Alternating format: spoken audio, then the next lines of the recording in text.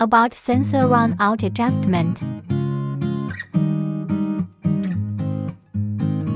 Adjust the front screw slightly and adjust it to the proper position several times.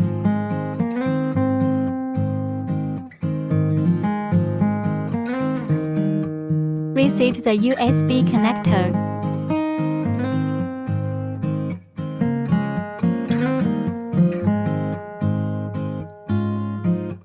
Enter the game controller and reset the power.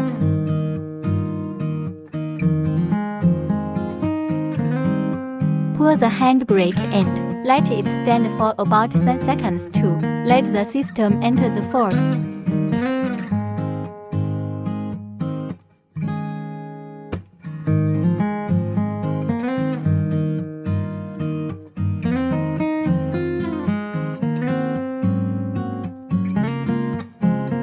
Here you can see that the jump has been repaired.